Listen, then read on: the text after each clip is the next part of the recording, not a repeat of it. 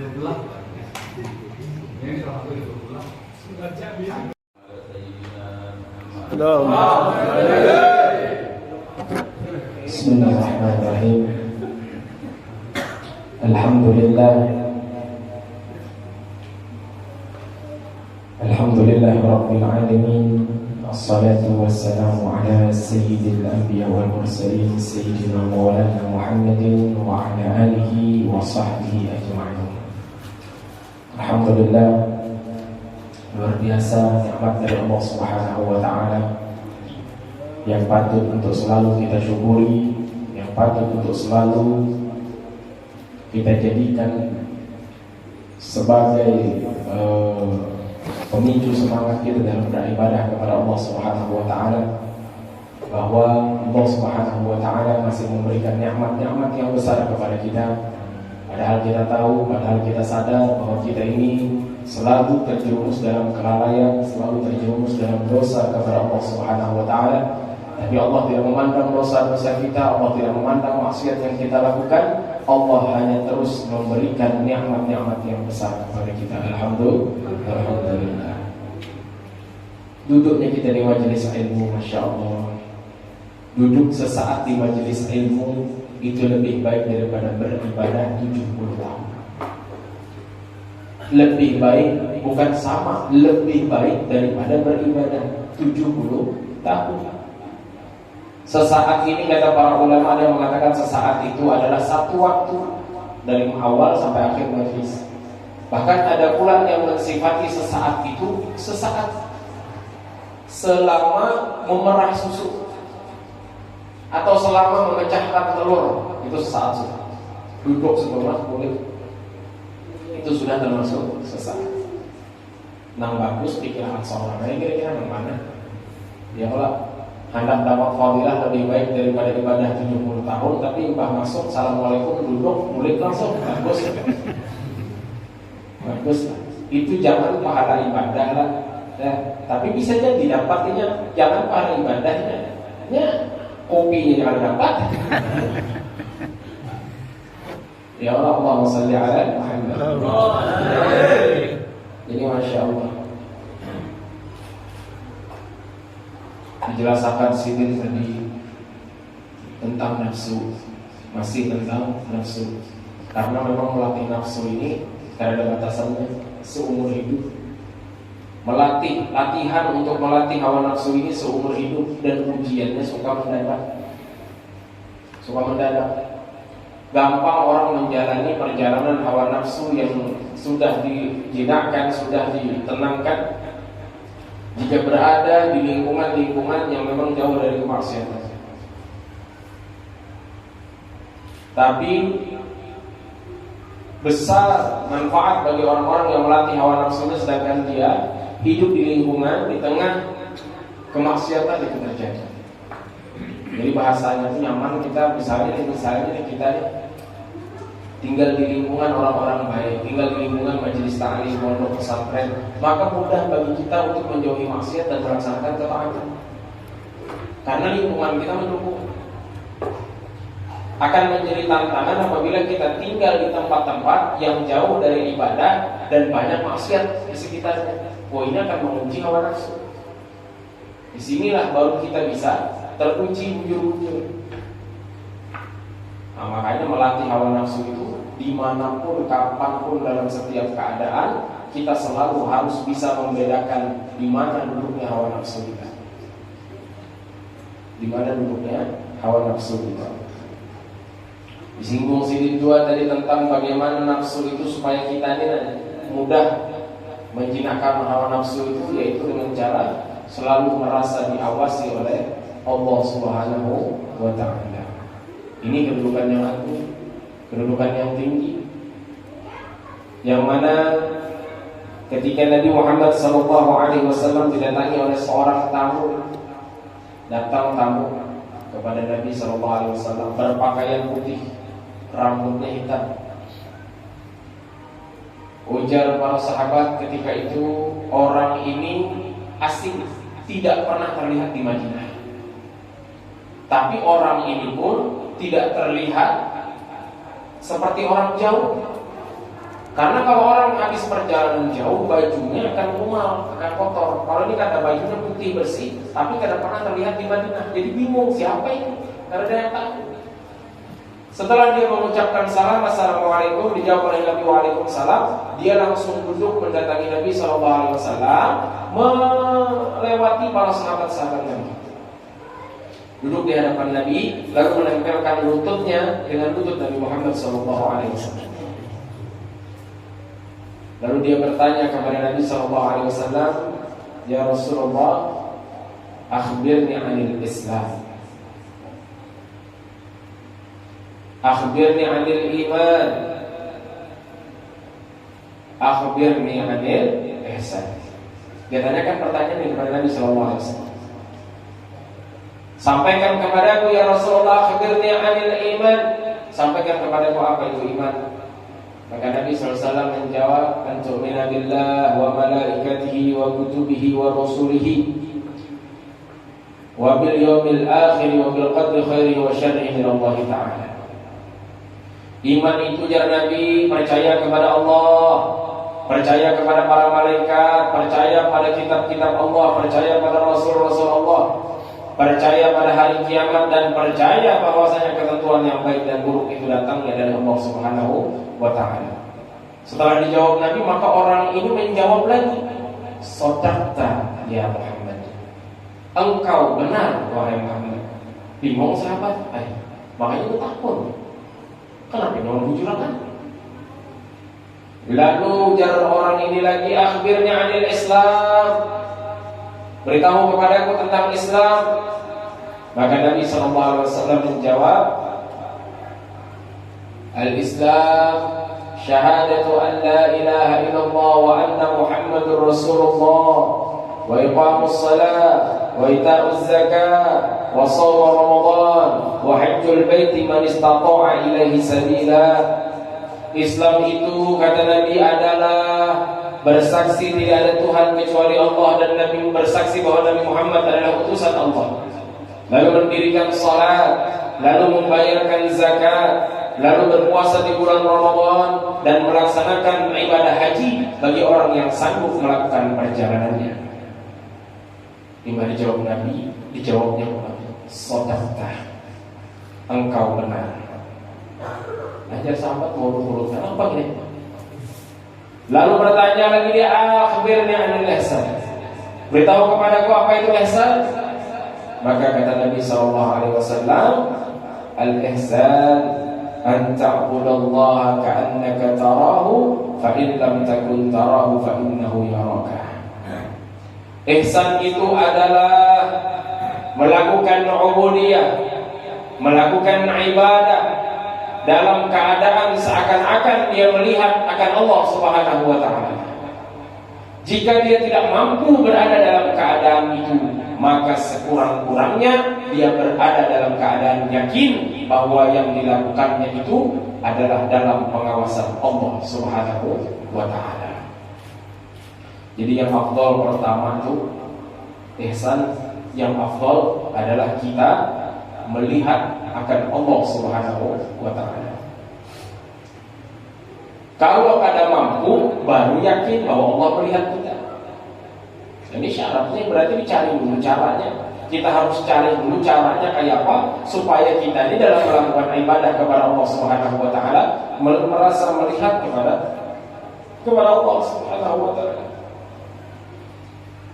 Seperti perkataan Syekh Abdul Qadir Al-Jilani, apa yang beliau katakan, sedetik aku tidak melihat kepada Tuhanku, maka aku kafirkan diriku. Sedetik kada melihat Allah, aku kafirkan diriku di sini. Berarti sini senantiasa dalam keadaan melihat. Kayak apa caranya melihat kepada Allah? Bisakah kita melihat akan Allah? Kawa Allah dilihat, kawa melalui apa? Melalui asma-asmanya, melalui sifat-sifatnya, melalui af'al-af'alnya Allah Subhanahu wa ta'ala. Karena ada isyarahnya, an ta'budallaha ka'annaka tarahu. Nabi masih memakai kalimat di sini, ka'annaka, seakan-akan. Kenapa? Karena dalam melihat Allah itu yang dibutuhkan bukan mata zahir, karena mata zahir kita ini makhluk mustahil bisa digunakan untuk melihat zat Allah Subhanahu wa taala. Akan tetapi mata zahir kita ini bisa kita pakai untuk melihat kebesaran-kebesaran Allah Subhanahu wa taala, membuat akal kita, membuat hati kita memikirkan dan meyakini tentang wujud dan kebesaran Allah Subhanahu wa taala. Kayak guru tadi bila melihat mobil, oh ini mobil Abdi, ada tulisannya Abdi, lalu aku mencari mana ampunnya, atau setidaknya meyakini bila ada mobil sini berarti sini ada jauh. Ini hanya berlaku bagi orang-orang yang pinandu. Bagi orang yang ada pinandu 200 meter, 200 buah mobil bertulisan Abdi-nya kan ada peduli, tidak tahu siapa itu, tahu siapa ini. Nah begitu pula kita kepada Allah Subhanahu wa ta'ala. Begitu banyak di atas dunia ini orang yang hidup dalam keadaan lalai, tidak memperdulikan akan Allah Subhanahu wa ta'ala, merasa dia berada di luar pengawasan Allah, sehingga dia berani melakukan kemaksiatan dan kedurhakaan kepada Allah Subhanahu wa ta'ala. Kenapa? Karena dia tidak mengenal Allah, sehingga dia tidak mengetahui betapa dekatnya Allah Subhanahu wa ta'ala dengan dirinya. Kalau kita, ini yang paling nyaman, yang paling sederhana dalam menerapkan ihsan, itu adalah dengan bertafakkur terhadap kebesaran-kebesaran Allah dan bertajalli kepada makhluk-makhluk yang diciptakan oleh Allah Subhanahu wa ta'ala. Boleh caranya, salah satu caranya adalah dengan mengenal Asmaul Husna, nama-nama Allah yang baik. Karena Allah Subhanahu wa ta'ala berfirman bahwa aku memiliki 99 nama dan aku tidak pernah berpisah dengan namaku. Di mana ada asma Allah, di situ ada zat Allah. Jadi kita bisa mengenal Allah, bisa melihat Allah melalui nama-nama Allah, asma-asma Allah yang mulia. Jadi contohnya ini, contohnya bagi nang alih belum mengerti ilmunya dan lain sebagainya, ini boleh sesederhana ini boleh. Kita ketika melihat seekor kambing menyusui anaknya, kambing membawa anak, menyusu anak oleh kambing, apa yang kita lihat di situ? Sifat apa yang kita lihat di situ? Kasih sayang. Maka dengan melihat makhluk Allah yang memiliki kasih sayang, maka di situ kita meyakini adanya sifat kasih sayang yang ada pada makhluk ini, membuktikan adanya Sang Maha Pengasih lagi Maha Penyayang. Jadi melalui kambing kita ingat kepada Allah, melihat kambing ingat Allah. Melihat matahari, kita melihat, ya Allah matahari itu sebiji ya, tapi kau menerangi sealaman ini luar biasa. Hebatnya matahari, bukan matahari yang hebat, tapi di balik kehebatan matahari, di situ kita melihat Allah Al-Aziz, Allah yang Maha Perkasa. Di situ kita melihat keagungan Allah Subhanahu wa taala, kebesaran Allah Subhanahu wa taala. Ketika bulannya masih ganal bulannya, ketika kita melihat bulan, kita lihat ya Allah indahnya bulan, cahayanya lembut, nyaman dipandang mata kita kalau lihat bulan. Bukan bulan yang indah, bukan bulan yang bagus, bukan bulan yang memancarkan kelembutan, tapi dengan kita melihat bulan, kita menyadari di balik keindahan dan kelembutan bulan itu ada Allah Al-Latif, Allah yang Maha menciptakan kelembutan. Ketika kita melihat wajah ulama, wajah orang saleh yang begitu indah, yang begitu menyejukkan hati ketika kita memandang wajah seseorang, jangan kagum dengan keindahannya, tapi ingatlah bahwa di balik keindahan wajah penciptaan Allah Subhanahu wa taala, di situ wujud asma Allah Al-Musawwir. Allah yang Maha membentuk rupa. Ketika kita melihat hamparan alam yang indah, ketika kita melihat aliran sungai yang jernih, kita terkagum-kagum indahnya dunia.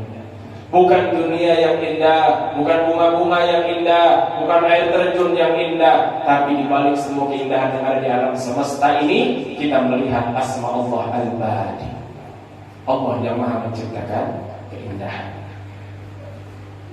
Pelajari Asmaul Husna. lalu sedikit demi sedikit melatih hati kita. Oh Allah, Allah, Allah. Ketika kita sudah mengenal Allah melalui Asmaul Husna saja, maka kita akan menyadari la mawjuda fi haqqi illallah. Tidak ada yang wujud di alam semesta ini melainkan wujud Allah. Bila sudah kayak ini, nyaman kita mengenal Allah. Biasanya kita dalam salat maaflah. Ini kita tadi hendak ta'budallaha ka'annaka tarahu, melakukan ibadah seakan-akan melihat Allah. Tapi begitu Allahu Akbar salat maghrib, di hati membaca doa iftitah, tapi otak memikirkan sandal hanya nambah-nambah di luar. Aduh sandal,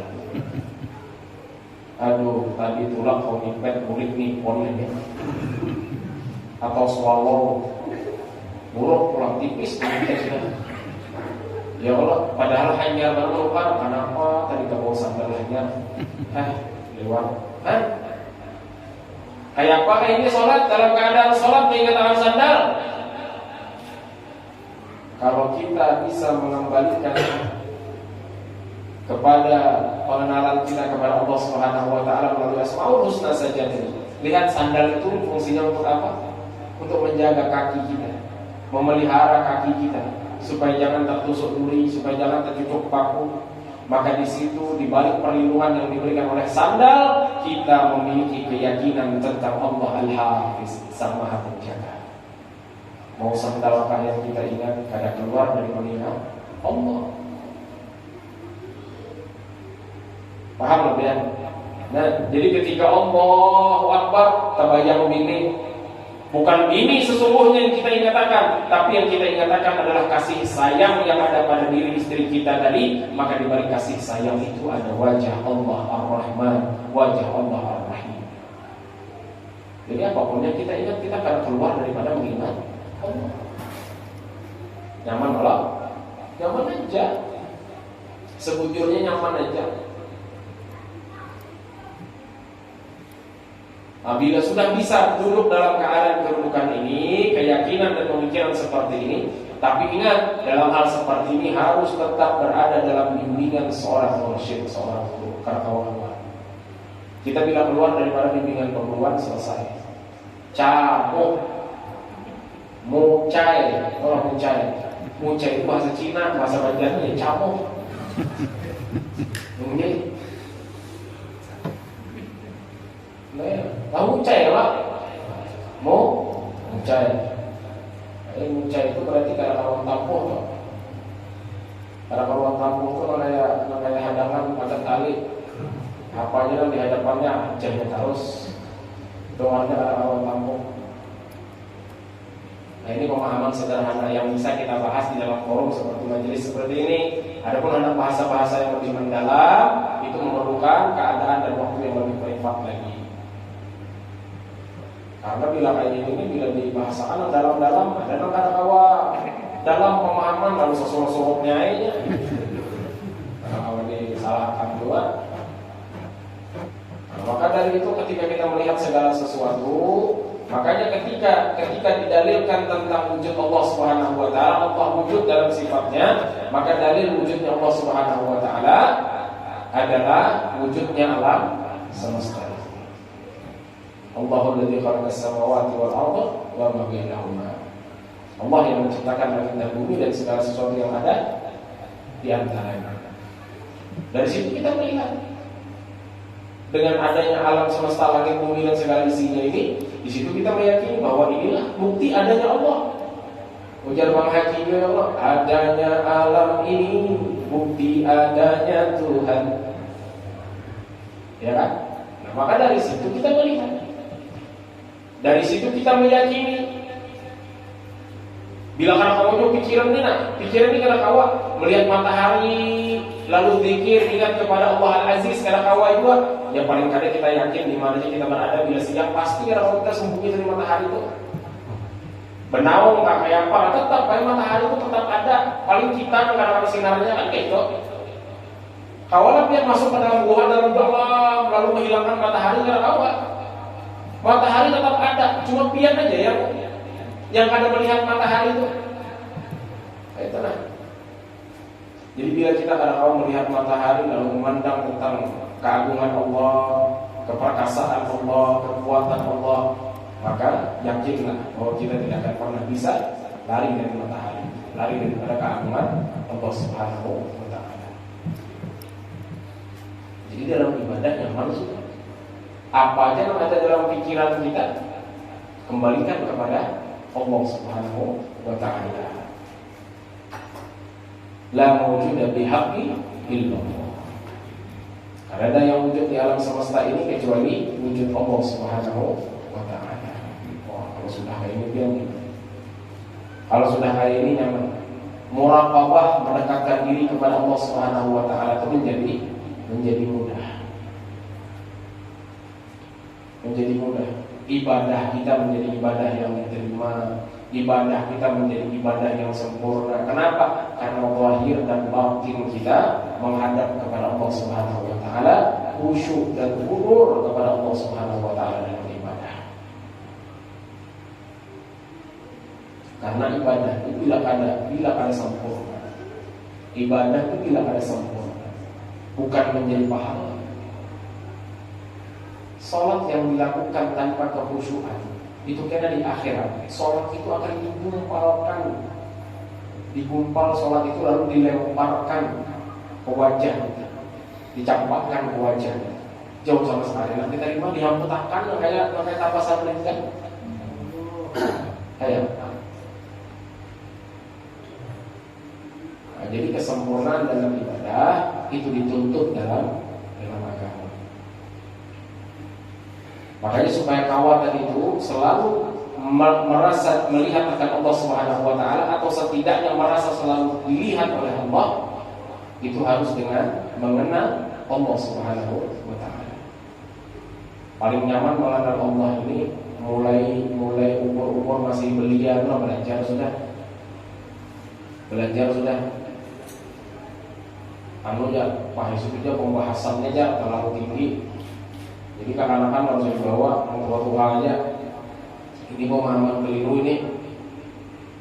Kita dalam beragama ini, dalam hadis qudsi Allah Subhanahu wa Ta'ala berfirman dalam hadis qudsi, awal dinu ma'rifatullah. Awal daripada agama itu mengenal Allah. Awal agama itu bukan tentang sholat dan puasa. Awal agama mengenal Allah. Makanya hendaknya kita mengenalkan anak-anak kita yang masih berbayar bisa berpandir itu sudah kita kenalkan dengan Allah. Kayak apa caranya? Kita tunjukkan sebagaimana ibu daripada Nabi Ibrahim mengajarkan kepada Ibrahim, lihatlah itu bulan yang begitu indah. Nabi Ibrahim kagum terhadap indahnya bulan. Lalu besok hari ibunya mengatakan lagi, kemana bulan yang indah itu pergi? Bulan yang indah tadi itu kemana perginya? Sekarang berganti dengan gagahnya matahari. Kelembutan bulan berganti dengan gagahnya matahari. Oh iya, bulan tadi indah, tapi ini cahayanya lebih terang. Masya Allah. Apa ini? Apa bulan ini? Apa matahari ini? Kenapa mereka datang yang bergantian secara teratur? Siapa yang mengaturnya? Dari situlah masuk ajaran tentang adanya zat Allah Subhanahu wa Ta'ala yang Maha berkuasa membolak-balikkan waktu siang menjadi malam, malam menjadi siang. Oh, itu semua makhluk Allah. Bulan yang indah, matahari yang terang, itu semua makhluk Allah. Dan Allah yang mengatur kapan datang yang bergantinya siang dan malam. Itu jelajahi. Lihatin bagusnya laut, luasnya namanya. Di laut ini di situ banyak badan ikan. Ada ikan hiu, ada ikan kokor, ada ikan teri.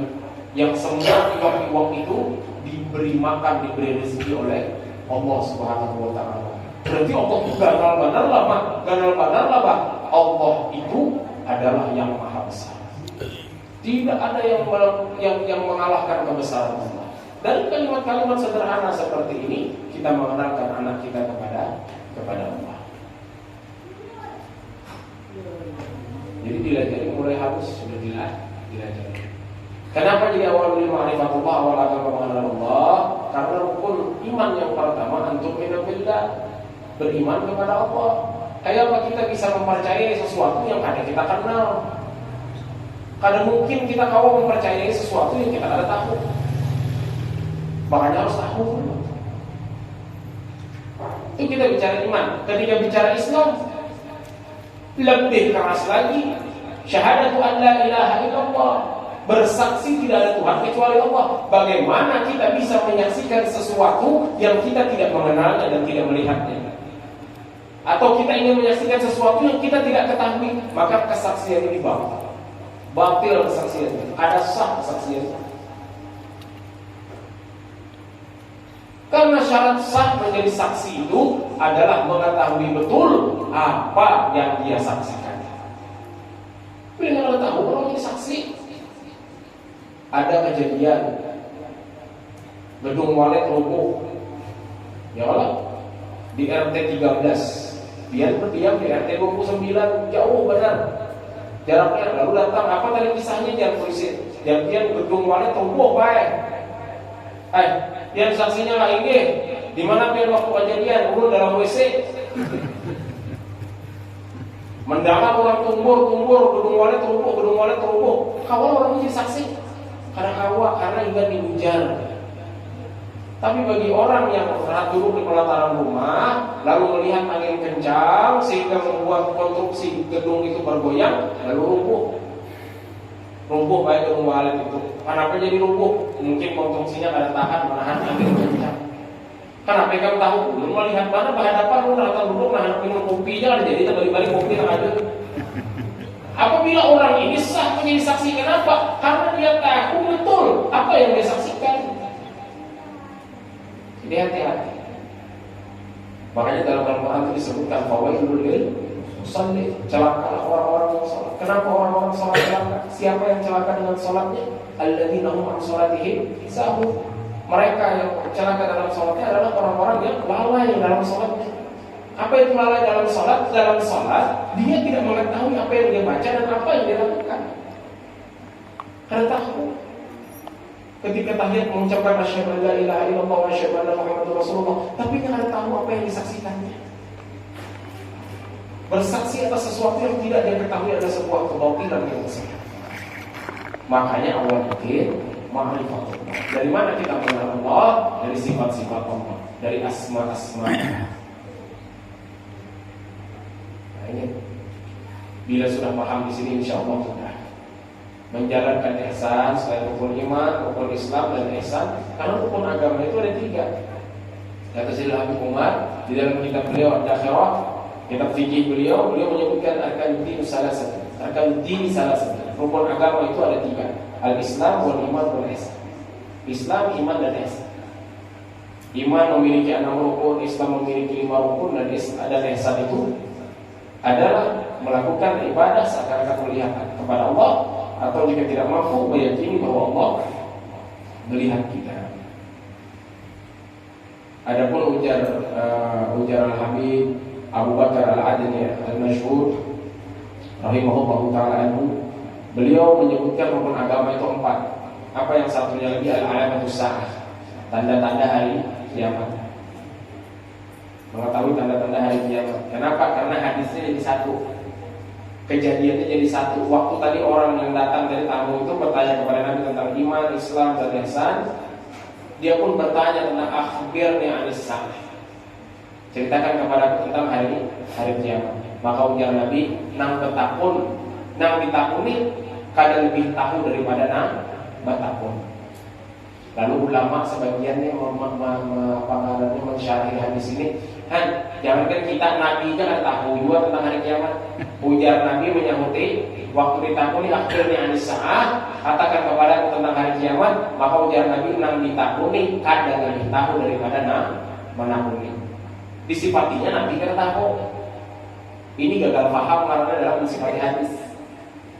Nah, dari kalimat Nabi, yang ditakuni kadang lebih tahu daripada yang menakuni, ini menunjukkan Nabi tahu. Cuma apa yang diketahui oleh Nabi sama aja kayak apa yang diketahui oleh Jibril.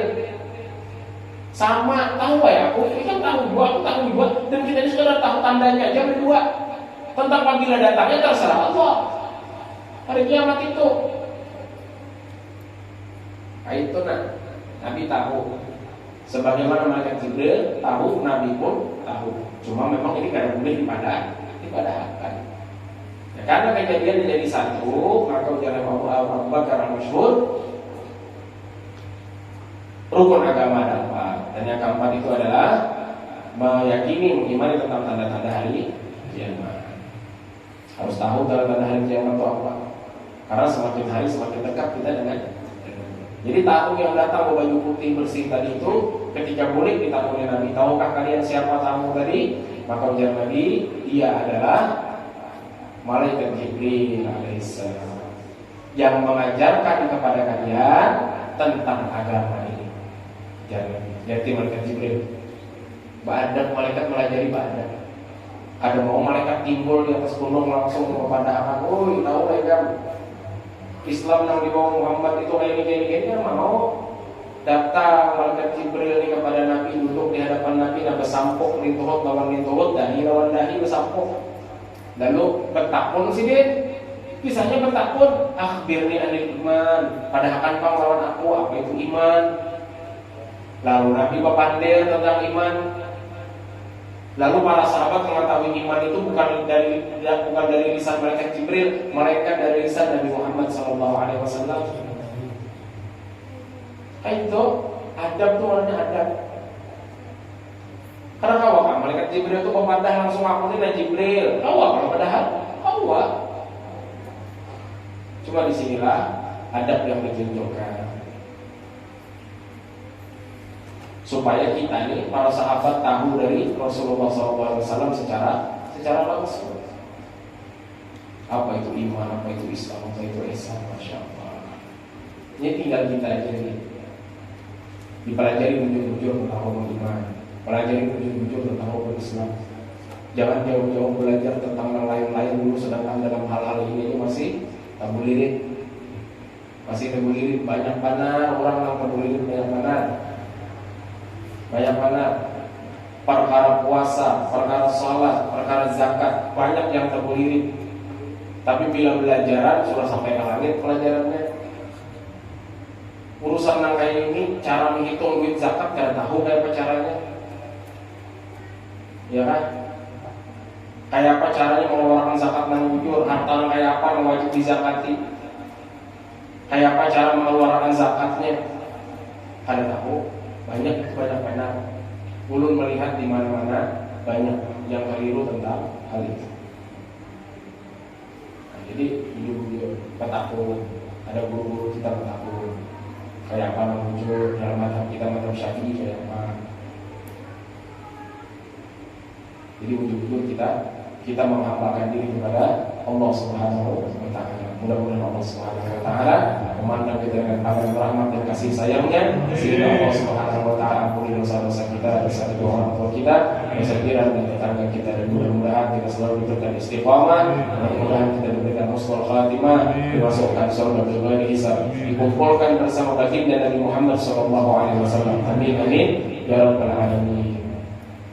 Hada min wal afu bikum, hadana Allah wa iyyakum ajma'in. Assalamualaikum warahmatullahi wabarakatuh. Waalaikumsalam.